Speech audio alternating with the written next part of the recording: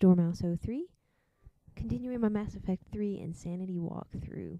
And this is the mission Priority Geth Dreadnought. So, I had initially intended to only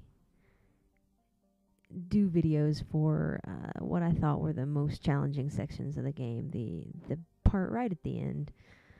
And then I wanted to go back and get some video of the Geth for some other things that I'm working on. And I decided to just go ahead and make some more videos for this section, because there are a few things within this part with the Geth that can be pretty tricky here on Insanity. So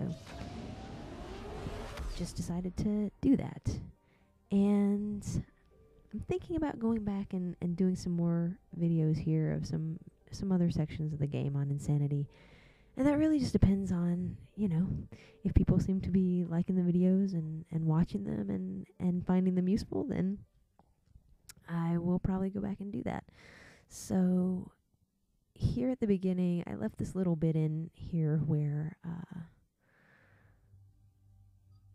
I'm looking at the characters' armor that they have, and something that is different about this game, I believe, from the other two Mass Effects, is that the different outfits that people wear have different armor bonuses, and this might be true for 2 as well. And I guess 1, the armor was different, so each outfit did have different things. But in any case, you want to make sure that you put whatever armor on them that has the bonuses that you like and are most useful. And the things that I like to have on my people, as you saw, I put on Talia a power recharge, and for James I like the shields.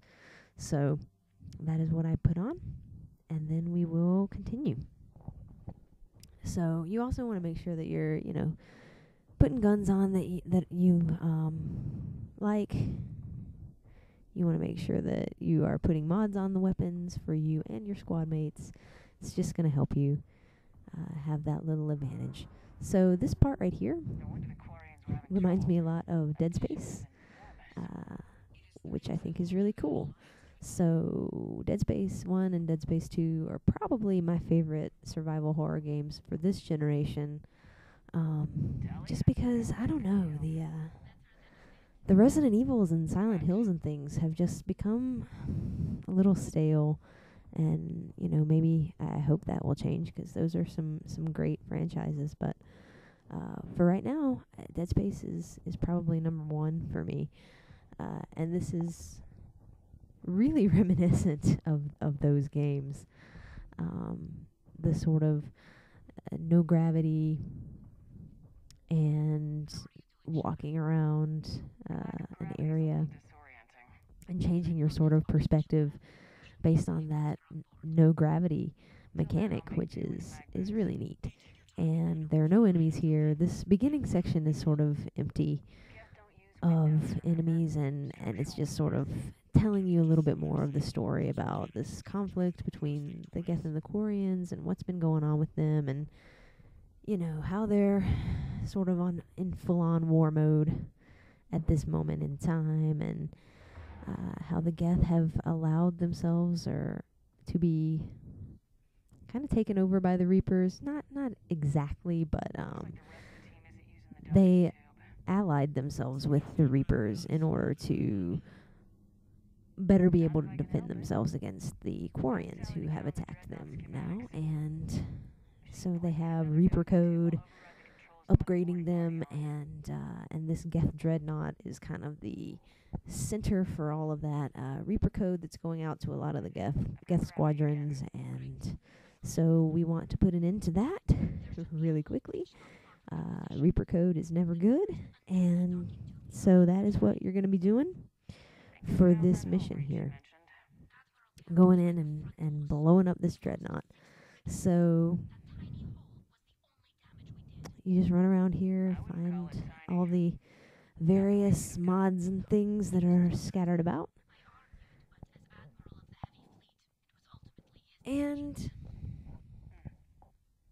this was another section of the game In addition to the Tuchanka storyline, which is probably my favorite of this game, this is probably my second favorite, because it's really well done. I think it shows some good resolution to a lot of the plot threads that have been going on through the first two games. It, I think, brings it to a really nice conclusion. And you have the option to do a number of things that can really, or would seemingly make a difference in how these species evolve, you know, and which one survives if they don't both survive. So, I don't know, I think it's really well done right here. And I love Tali. Tali's a great character. Sparks, as James calls her. I don't know. She's someone who's been with you from the beginning, and it's nice to see her back in action and becoming a real leader for her people, which is a nice story arc for her because, you know, her character is sort of unsure of herself and her place. She's really young when you first meet her, and she's still really young, but she has grown into someone who is a real influence for her people, and I think that is a really nice direction that they took with this character. So, okay, so we finally have our squad on. That's the arc pistol, and it's a really nice sidearm. I like it, but I have the paladin, so there really is no need for an arc pistol when you have a paladin. Although I think the arc is a little lighter, so if you're carrying around more weapons, it is a pretty nice little pistol. If you're looking for something that's a little less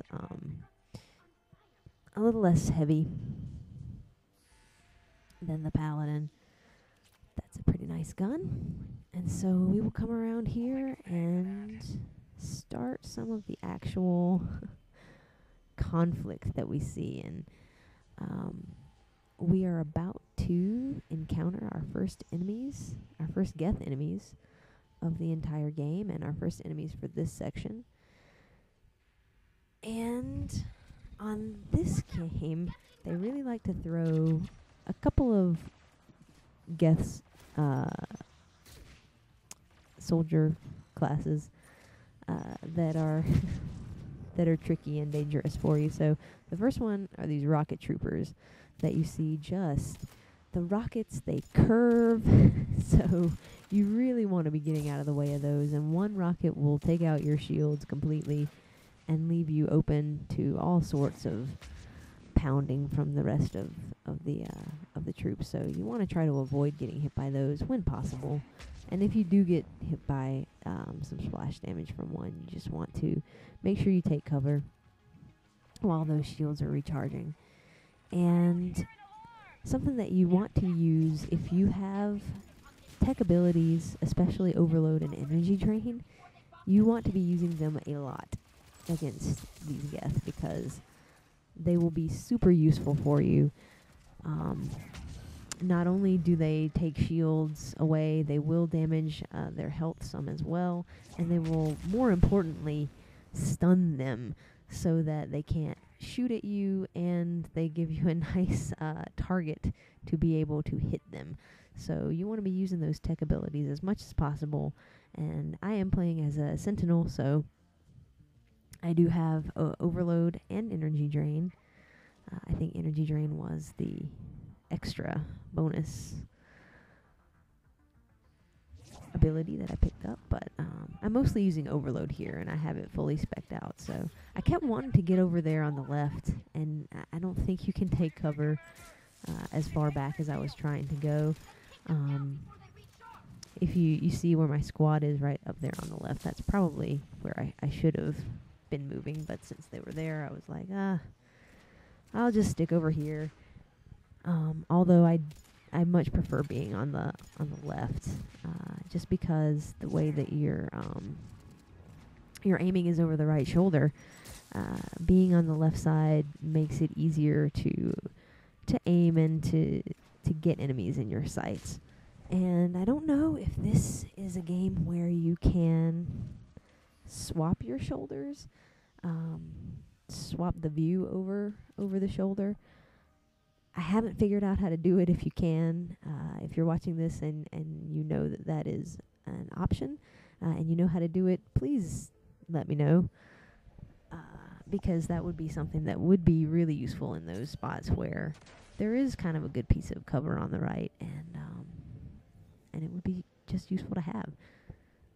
So we're going to move through this area and walk over some of these proximity mines. Right there is one. And they don't do a whole lot of damage to you. As you saw, it only took out a little bit of my shield. And the only reason that could be potentially dangerous is if you didn't clear out all the enemies in that area for some reason, and you were walking up and got hit by that, and it took out your shields, and then they were able to do some damage to you. And that probably wouldn't be too good.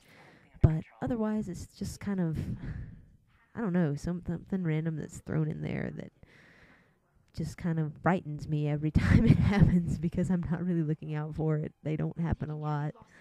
They are not laid down very often, so I don't know. Not something that's really gonna be too damaging. So, and in these little sections where there aren't very many enemies, there are a good many Geth signals and Geth data and other things to pick up, mods for your weapons, armor pieces, things like that. So you do want to be looking around and picking up stuff. And whenever you there's the Geth pulse rifle, which is pretty cool. But again, I'm not going to be using it right now. I'm using the Maddock, and I have that leveled up to a level 5. So it's only a single burst, but it is fairly damaging and pretty accurate. So I'm liking it for the moment. And in this area, there are some of those hunters. So the Geth hunters, they go invisible, and I was mentioning the rocket troopers before, and then these Geth hunters that sort of cloak and then get right up in your face. Those are the two enemies that you want to watch out for on this level, because they're the ones that are going to really screw you over, especially if something happens like right there. He got right up in my face, and it wasn't good. So take them out. There is a section over there to the right that I will go to in the next video that is a nice spot to take out these guys. I'm sort of moving over there right now, but everything is dead at this time, or almost dead.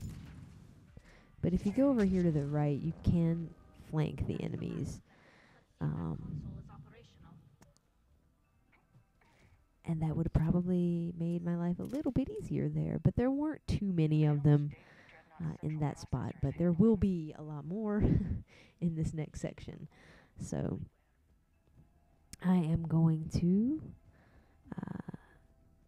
break up my video here, and thanks for watching, and I will see you in part 2.